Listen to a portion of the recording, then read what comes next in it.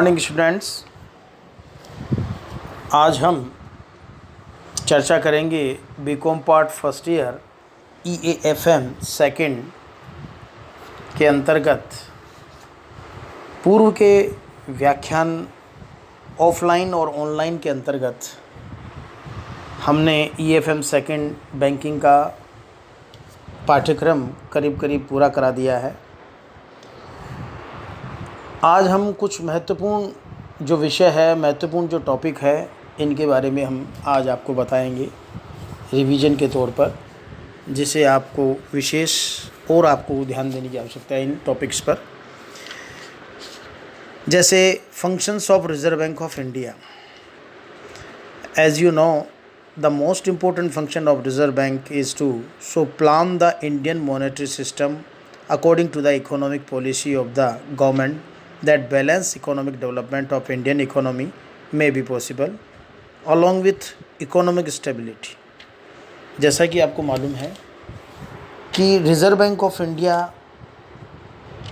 पूरी अर्थव्यवस्था का एक महत्वपूर्ण बैंक है, केंद्रीय बैंक है, जिसका प्रमुख उद्देश्य डेवलपमेंट विथ स्टेबिलिटी, स्थिरता के विकास करने का उद्देश्य इसका रहा है। और इसके लिए आपके जो मौद्रिक बाज़ार है या जो आपका मॉनेटरी सिस्टम है, उसको मैनेज करने की जो महत्वपूर्ण जो दायित्व है वो आपका रिज़र्व बैंक ऑफ इंडिया का है। और इंडियन मॉनेटरी सिस्टम यानी भारतीय मौद्रिक प्रणाली को मैनेज किया जाता है भारत की आर्थिक नीति के अनुसार, ताकि हमारा बैलेंस्ड इकोनॉमिक डेवलपमेंट हो सके, यानी कि हमारा संतुलित आर्थिक विकास हो सके। और इसके संबंध में भारतीय रिजर्व बैंक एक महत्वपूर्ण भूमिका निभाता है।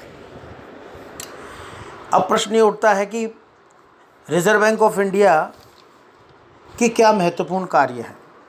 देखिए, जैसा कि मैंने आपको मेरे व्याख्यान में बताया था पूर्व में भी, कि सबसे महत्वपूर्ण कार्य रिजर्व बैंक ऑफ इंडिया का है टू इशू द नोट्स। भारतीय रिजर्व बैंक का जो महत्वपूर्ण कार्य है वो नोटों के निर्गमन का कार्य है, यानी देश में मुद्रा, साख तथा बैंकिंग व्यवस्था पर नियंत्रण करने के लिए रिजर्व बैंक को नोट निर्गमन का एकाधिकार प्राप्त है, मोनोपोली है। 1 रुपये के नोट को छोड़कर, मैं आपको रिपीट करता हूँ, 1 रुपये के नोट को छोड़कर से सभी प्रकार की पत्र मुद्रा रिजर्व बैंक द्वारा निर्गमित की जाती है, क्योंकि 1 रुपये के नोट का निर्माण भारत सरकार द्वारा किया जाता है। रिजर्व बैंक अधिनियम की धारा 24 के अंतर्गत चाहे 2 रुपये हो, 5 रुपये हो, 10 रुपये हो, 20 रुपये हो, 50 रुपये हो, 100, 500 और अब 2000, इन नोटों के निर्गमन का अधिकार रिजर्व बैंक को है।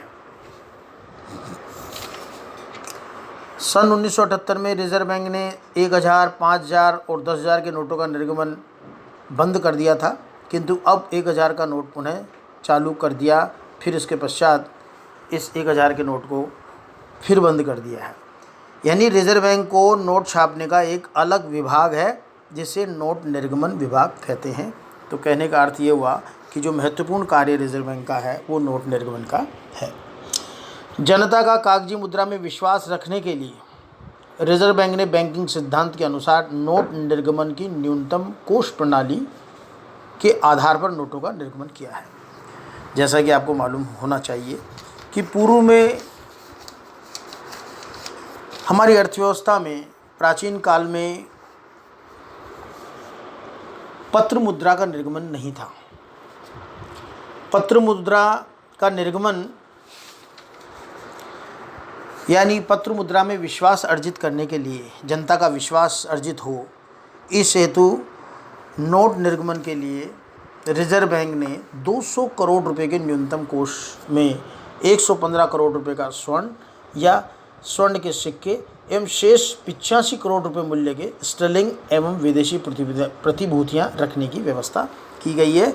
और आपने देखा होगा कि केवल 200 करोड़ रुपए का कोष रखने के पश्चात कितने ही लाखों करोड़ रुपए वर्तमान में हमारी भारतीय अर्थव्यवस्था में निर्गमित किए जा चुके हैं रिजर्व बैंक के द्वारा। और वो शायद इसीलिए ही रखा गया है न्यूनतम कोष। पूर्व में 100% कोष रखा जाता था, तो उसमें भी कई समस्याएं रहती थी, क्योंकि एक लिमिटेशन होती है धातु की, धातु मुद्रा की लिमिटेशन होती है। तो ऐसी स्थिति में उसको अव्यावहारिक मानते हुए न्यूनतम कोष प्रणाली को अपनाया गया। तो इस तरह से 200 करोड़ रुपए के कोष के बदले कितने ही नोटों का निर्गमन रिजर्व बैंक ऑफ इंडिया के द्वारा किया जा रहा है। नंबर जो दूसरा महत्वपूर्ण कार्य है, सरकार का बैंकन अभिकर्ता एवं सलाहकार। यानी कि रिजर्व बैंक जो है, देखिए, Reserve Bank is the banker, agent and adviser to the central government as well as state governments. Hence, it accomplishes following banking activities of the governments. As a banker, it keeps with it all cash balances of various governments and the central government and makes payments also up to that limit by the order of the government. कहने का तात्पर्य यह है कि bank विभिन्न सरकारों द्वारा केंद्र सरकार के सभी नगद कोष बैलेंस अपने पास रखता है। इन कोषों की सीमा तक सरकार के आदेश से भुगतान भी करता है। बैंक सरकारी जमा राशि पर किसी प्रकार का ब्याज नहीं देता है। बैंक अपने मौद्रिक अनुभव के आधार पर सरकार को मुद्रा साख एवं आर्थिक नीति संबंधी परामर्श देता है। बैंक सरकार के सार्वजनिक ऋणों की व्यवस्था करता है। बैंक सरकारी प्रतिभूतियों का क्रय विक्रय करता है। बैंक सरकार को ऋण देता है आवश्यकता के समय, और आवश्यकता पड़ने पर सरकार के टेंडर द्वारा 3 मास के कोषागार विपत्र बेचता भी है। रिजर्व बैंक को विदेशी सरकार की ओर से कार्य करने का अधिकार है। तो कुल मिला के ये है कि सरकार का बैंकर या अभिकर्ता या सलाहकार के रूप में बैंक अपनी सेवाएं देता है। इसी तरह से बैंकों का बैंक एवं अंतिम ऋणदाता, रिजर्व बैंक ऑफ इंडिया को पूरे भारत में सभी बैंकों का बैंक कहा जाता है। यानी कि हम दूसरे शब्दों में कह सकते हैं कि पेरेंट जो है सभी बैंकों का संरक्षक एक तरीके से, वो आपका रिजर्व बैंक ऑफ इंडिया है। अगर कोई भी व्यापारिक बैंक किसी संकट में होता है, आर्थिक संकट में होता है, या किसी प्रकार की कोई गलतियां करता है, तो रिजर्व बैंक के पास पूरा पावर होता है उसको नियंत्रित करने का, उसको संकट से उभारने का। तो कहने का अर्थ यह है कि रिजर्व बैंक जो है देश का सर्वोच्च बैंक होने के कारण बैंकों का बैंक एवं अंतिम ऋणदाता के रूप में कार्य करता है। यानी आवश्यकता पड़ने पर रिजर्व बैंक अन्य बैंकों को मार्गदर्शन देता है, नियंत्रण करता है, संगठन करता है। बैंकों को लाइसेंस देना, बैंकों की संख्या एवं शाखाओं पर नियंत्रण रखना, बैंकों के एकीकरण की योजनाओं को जांच करना और स्वीकृति देना, बैंकों से विवरण प्राप्त करना, ऋण नीति की जांच करना, सुझाव एवं सलाह आदि देना, ये सारे के सारे महत्वपूर्ण कार्य रिजर्व बैंक ऑफ इंडिया के द्वारा किए जाते हैं। इसी तरह से समाशोधन गृह का कार्य जो महत्वपूर्ण कार्य होता है, इसके अंतर्गत रिजर्व बैंक बैंकों का बैंक एवं अंतिम ऋणदाता होने के कारण बैंकों के पारस्परिक भुगतानों का निपटाने के लिए समाशोधन गृह का कार्य भी करता है। और जहाँ पर रिजर्व बैंक की ब्रांच नहीं है वहाँ पर स्टेट बैंक ऑफ इंडिया के द्वारा ये कार्य किया जाता है, क्योंकि स्टेट बैंक को अधिकृत कर देता है आपका रिजर्व बैंक उस संबंधित क्षेत्र में जहाँ पर रिजर्व बैंक ऑफ इंडिया की ब्रांच नहीं है। और अगर मान लीजिए किसी विशेष क्षेत्र में स्टेट बैंक ऑफ इंडिया की भी ब्रांच नहीं है, SBI की भी कोई ब्रांच नहीं है, तो ऐसी स्थिति में रिजर्व बैंक किसी एक बैंक को, वहाँ पर जो कार्यरत जो संस्था आपकी शाखाएं हैं किसी दूसरे बैंक्स की, जो व्यापारिक बैंक हैं, उनमें से किसी एक बैंक को इस प्रकार के दायित्व का कार्यभार दे सकता है। तो इस तरह से समाशोधन कार्य की समस्त जिम्मेदारी रिजर्व बैंक ऑफ इंडिया की ही है। इसी तरह से विदेशी विनिमय नियंत्रण करने का कार्य है। देखिए, विदेशी विनिमय नियंत्रण करने का जो महत्वपूर्ण कार्य है वो केवल रिजर्व बैंक को है। कितनी विदेशी मुद्रा की आवश्यकता हमारे देश में है और कितनी की व्यवस्था हमें करनी है, ये सारे के सारे जो कार्य है वो रिजर्व बैंक ऑफ इंडिया के द्वारा ही किए जाते हैं। Being the central bank of the country, the reserve Bank is responsible for maintaining stability in the external value of the rupee, the exchange rate. To fulfill this responsibility, Reserve Bank accomplishes following functions like Reserve Bank keeps safe with it the precious metallic reserves of the country as also the foreign reserves. Reserve Bank makes efforts to bring relative stability in exchange rate through these reserves when disequilibrium arises in balance of payments. यानी कहने का मतलब है विनिमय दर में स्थिरता रखने के लिए रिजर्व बैंक निश्चित दरों पर नियंत्रित ढंग से विदेशी विनिमय का क्रय विक्रय भी करता है।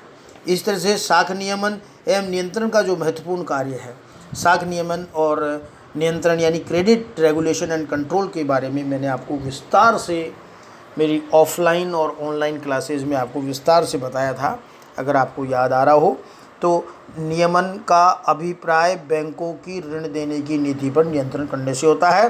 रिजर्व बैंक देश का केंद्रीय बैंक है और देश की आवश्यकता को ध्यान में रखते हुए साख का नियमन एवं नियंत्रण करता है ताकि देश की अर्थव्यवस्था का सुचारू रूप से संचालन किया जा सके। और आपको जानकारी है इस बात की, पूर्व में मैं आपको बता चुका हूँ कि रिजर्व बैंक ने देश में साख नियमन एवं नियंत्रण के लिए अनेक विधियों का सहारा लिया है, जैसे मात्रात्मक साख नियंत्रण पद्धति और गुणात्मक साख नियंत्रण पद्धति। ये दोनों ही स्वरूप भारत में साख नियंत्रण के लिए व्यापक रूप से प्रयुक्त किए गए हैं और इसमें रिजर्व बैंक का महत्वपूर्ण योगदान रहा है। इसी तरह से बैंकिंग प्रणाली का नियमन करने का जो महत्वपूर्ण कार्य है, रेगुलेशन ऑफ बैंकिंग सिस्टम का जो कार्य है, वो महत्वपूर्ण कार्य है, वो भी रिजर्व बैंक ऑफ इंडिया के द्वारा ही किया जाता है।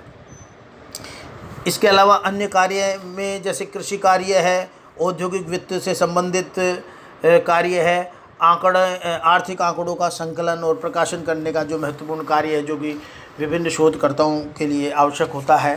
बैंकिंग शिक्षण प्रशिक्षण का कार्य है, उसकी जिम्मेवारी है। मुद्रा हस्तांतरण या मुद्रा परिवर्तन, जमाए स्वीकार करना, अंतर्राष्ट्रीय संस्थाओं से लेन देन, बहुमूल्य धातुओं का क्रय विक्रय, ऋण लेना, बैंकिंग सुविधाओं का विस्तार, कृषि बिलों का क्रय विक्रय एवं पुनर्कटौती, ये सारे के सारे महत्वपूर्ण कार्य रिजर्व बैंक ऑफ इंडिया के द्वारा किए जाते हैं। लेकिन एक चीज़ मैं आपको स्पष्ट करना चाहता हूँ कि रिजर्व बैंक केंद्रीय सरकार, राज्य सरकारों, पोर्ट ट्रस्ट एवं निजी व्यक्तियों के जमा रुपयों का स्वीकार करने के लिए तैयार रहता है, परंतु इनकी जमा राशि पर रिजर्व बैंक कुछ भी ब्याज नहीं देता है। तो ऐसी स्थिति में हम ये स्पष्ट कर दें कि रिजर्व बैंक ऑफ इंडिया के द्वारा किसी प्रकार का जमाओं पर ब्याज नहीं दिया जाता है और यही कारण है कि केवल केंद्र सरकार और राज्य सरकारें ही अपनी जमाएं उसमें रखती है और निजी व्यक्ति या निजी संस्था जो है अपनी जमाएं रिजर्व बैंक में नहीं रखती। तो ये मैंने आपको जो है रिजर्व बैंक के जो महत्वपूर्ण कार्यों के बारे में चर्चा की है, आज रिवीजन के तौर पर आपको मैंने बताया। Thank you.